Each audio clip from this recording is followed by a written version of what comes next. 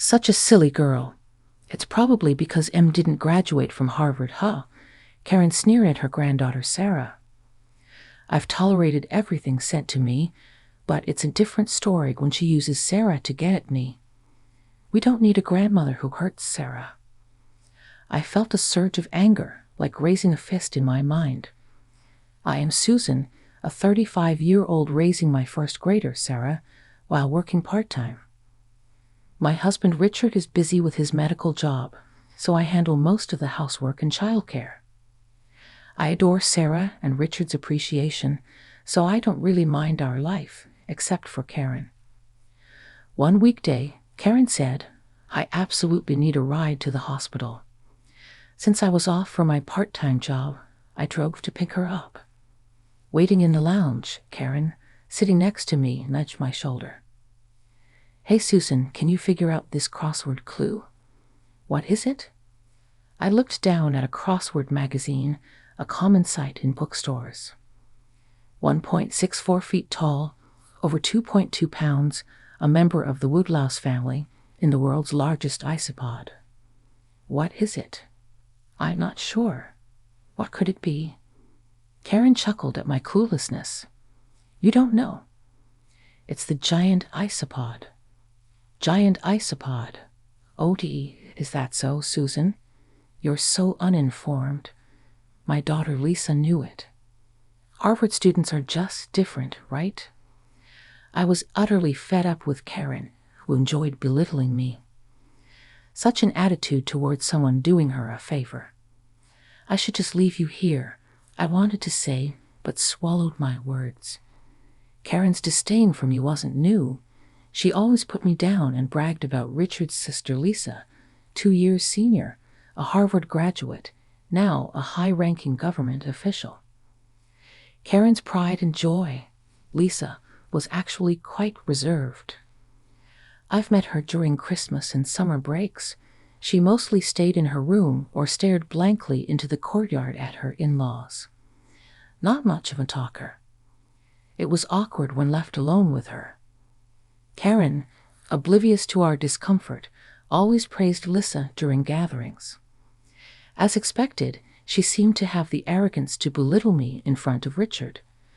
But he simply told me wonderful stories about Lisa from her childhood. It's a story I've heard over and over again. My father-in-law, Daniel, is an easygoing person, and Richard seems to be used to it, so he just listens to it while giving random comments.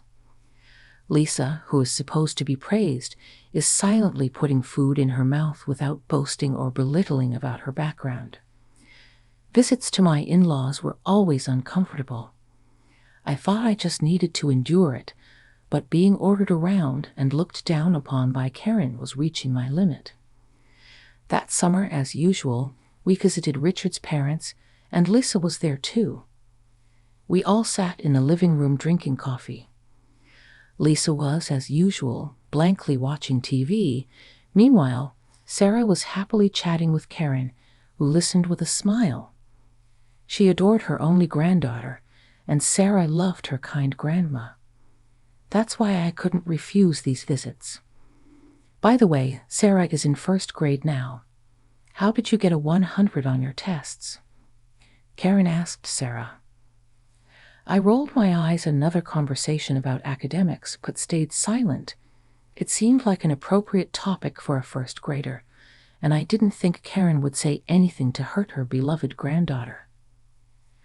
But I was wrong. School's fun, but I got a 90 on my tests.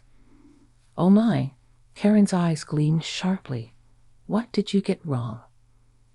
I did addition instead of subtraction in a math problem. Sarah confessed her careless mistake with a shy smile. Oh dear? Karen narrowed her eyes. Then with a twisted smirk, she blurted out, such a silly girl. I guess that's what happens when your mom isn't a Harvard grad, huh? What? Sarah looked puzzled. I couldn't help but let out a loud sound myself. Seeing us like that, Karen smirked with satisfaction. Her despicable face pushed my anger to its limits. Unbelievable. Unbelievable.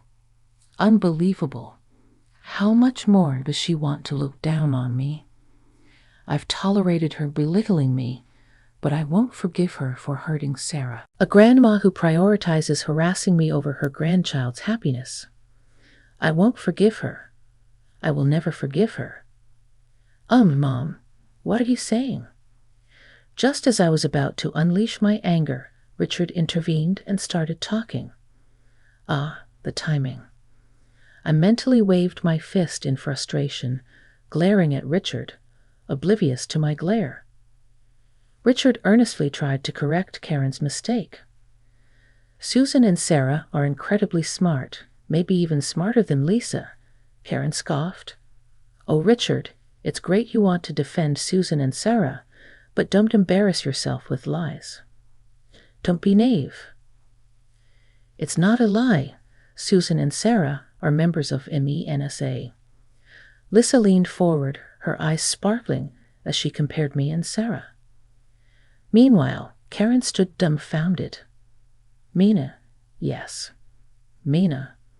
Apparently, Karen didn't know about Mina. MENA is a society for people with high access worldwide. It's not odd to know, and I didn't want to stoop to Karen's level by bragging about education. But it irked me that Karen, who's been looking down on me for being ignorant, didn't know. A little payback shouldn't be a problem. Wait, Karen, you don't know about MENA? And you're Lisa's elite mom? I feigned surprise as I looked at Karen, which seemed to anger her. I know it, that thingy, Richard interjected with a half-laugh. Karen glared at him fiercely, ignoring her. Lisa began to speak. MENA is a society only for people with high IQs worldwide. Susan and Sarah got in. Well, yes, I replied, pushed by the unusually excited Lisa. Karen snapped. What? Some no-name college woman lying. Don't lie. It's not a lie. Look, I showed the membership card on my phone, and Karen snatched it to examine it closely. This is just some edited image you picked up somewhere. Show me the real thing. I don't carry it around like a driver's license. I'm not a show-off like you, I replied. Karen, Lisa burst into laughter at my sarcasm. I was surprised to see her laugh. Of course, Karen glared at us furiously. That can't Lisa join too? She's a Harvard grad and a light. Karen desperately awaited her daughter's yes, but Lisa answered nonchalantly. Impossible. What? What? What? But Lisa, you're a Harvard grad, a government official. It's impossible. MENA members are among the top 2% of the world's population in terms of IQ. 2%, Karen smiled twistedly. IQ over 130, I think, I said. Karen was shocked. Her trembling fingers pointed at my face. This woman is special. Impossible, right? She's just a low-level woman who can barely do part-time jobs. Unable to accept the reality in front of her, Karen finally began to openly demean me in front of Richard. Richard, a kind man who loves his family, seemed angry at those harsh words. He brushed away Karen's intrusive finger and pulled me back. Susan is saving her job for me and Sarah. She has passive income. Passive income. Susan holds several patents. Karen was astonished, misunderstanding that I was being bragged about. Sarah came closer, wanting to praise too. I'm amazing too. Next month, I'm participating in a mathematics competition hosted by the American Mathematical Society. Yeah, isn't it amazing? Sarah proudly puffed out her chest with joy. Replacing the stunned Karen, Lisa patted Sarah's head. That's impressive for a first grader. Maybe it's Susan's teaching. No, I think it's probably genetic. Mom had trouble with relationships because of her high intelligence. She put me in MENA so I wouldn't have the same struggles. That's how I realized Sarah's high IQ and put her in Mina too, I said. Susan, you're blessed with a wonderful understanding mom, Lisa murmured softly. I couldn't quite catch Lisa's softly murmured words and asked again. It's okay, it's about us. What kind of patents do you have, Susan? Industrial? Informational? Well, you see, the usually quiet Lisa now with sparkling eyes engaged me in conversation. I too was thrilled to talk about my specialty and got carried away. Of course, Karen didn't find it amusing. Lies. No way this woman is more accomplished than my Lisa. It's absolutely absurd. Hey, Mom, Richard frowned, but Karen, in her excited state, didn't notice. Learning that I, whom she had looked down upon, had both a high IQ and patents, she seemed to lose her composure. Having a high IQ doesn't necessarily mean being accomplished. I had trouble making friends as a child. Acting superior because you think you're special, the worst kind of woman. It wasn't modesty, just the truth. I put Sarah in Mina so she could be herself without struggles. There are indeed people who use their high IQs for prestigious jobs, but many struggle with it, I said. Lisa praised me, but having a high IQ doesn't guarantee admission to Harvard. It's not about who's more impressive. That's why I never retorted to Karen's belittlement, but my statement apparently rubbed Karen, who only measures worth by education, the wrong way. Her face turned red with anger, glaring at me. Richard looked down on her with disdain. It's Mom who's looking down on people. You've been throwing unpleasant words at Susan, but Lisa is incredible, my amazing child that I raised. I thought it was okay for you to be proud of Lisa, Mom, but I won't forgive you for harassing Susan and Sarah.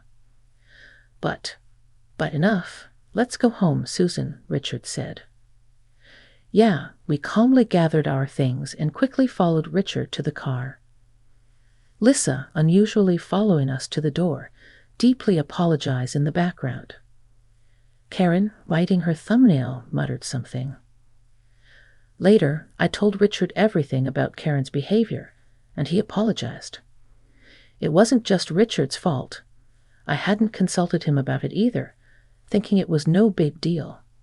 He promised that unless Karen changed, we didn't have to visit the in-laws. Well, it's unlikely that Karen will change.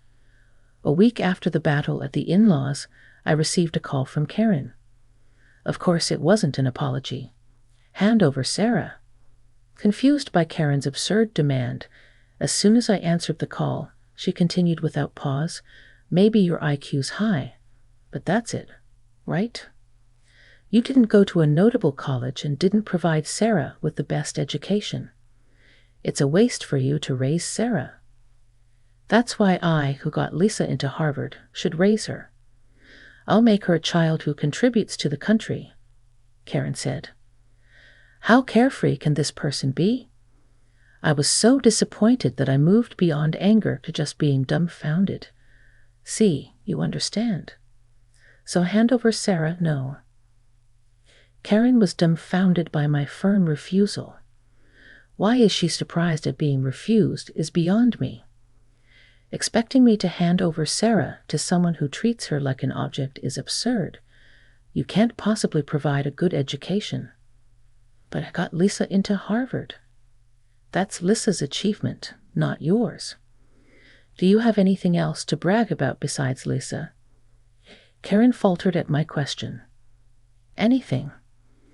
Well, that's Karen, previously so bold, now stumbled over her words.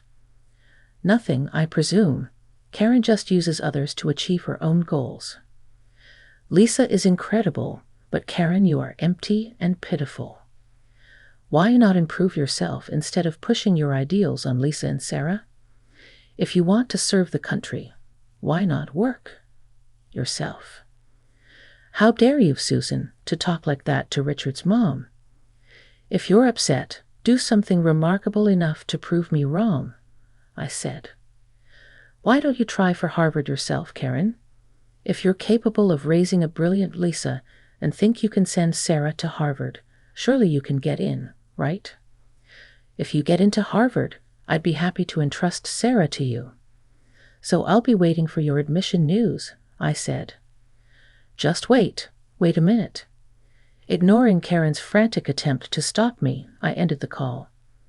Karen kept calling, but each time I dismissed her. I'll listen if it's about Harvard graduate Karen. Apparently, she complained about my rudeness to Richard, who simply replied, "Good luck with your entrance exams." Eventually, Karen's calls decreased and peace returned, or so I thought. Karen simply changed her tactics, desperate to one-up me. She urged Lisa to marry quickly and have children to produce a child smarter and more accomplished than mine. She tried to coax Lisa, but Lisa refused. Rather, Mom forced me to study and deprived me of freedom. "I won't do that to my child," Lisa declared. Karen, hearing Lisa's true feelings for the first time, was evidently shocked. She had believed her diligent parenting was appreciated by Lisa, but it was a burden to Lisa. Lisa's childhood was heavily restricted with a focus on studies. Richard didn't envy Lisa being loved by Karen. He sympathized with her overbearing education. Karen is a foolish parent who mistook raising children for playing with dolls. Of course, Karen won't admit her mistakes. Fed up with her foolish mother, Lisa secretly changed jobs and moved away. Shunned by her proud daughter in the only family with her grandchild, Karen spends her days crying in a house no one visits. My parenting wasn't wrong. She clings to her neighbors, who, tired of her boasting, show little sympathy. Regardless of Karen's wailing, Daniel remains indifferent, losing both her bragging rights and audience. Karen must be under tremendous stress. Well, it's all Karen's own doing. How do I know about her downfall? Lisa told me. "Hey, is this answer right?" "Correct. Great job. Sarah, so cute and smart." Recently, Sarah and Lisa have study sessions in our living room. After the incident at the in-laws, Lisa apologized to me. "I'm sorry I couldn't stop Karen's rampage before." Lisa had suffered under Karen, becoming numb and indifferent. But seeing my care for Sarah, she woke up. Lisa and I grew close, chatting over coffee at my house. Sometimes Sarah, smart and kind like Lisa, loves studying and talking with her. Lisa's knowledge fascinates Sarah. "Lisa, let's do this next." "Sure." Sarah excitedly shows Lisa a slightly complicated board game. Watching them, Lisa's eyes are warm. I make Lisa's favorite chamomile tea, contentedly watching this tender scene.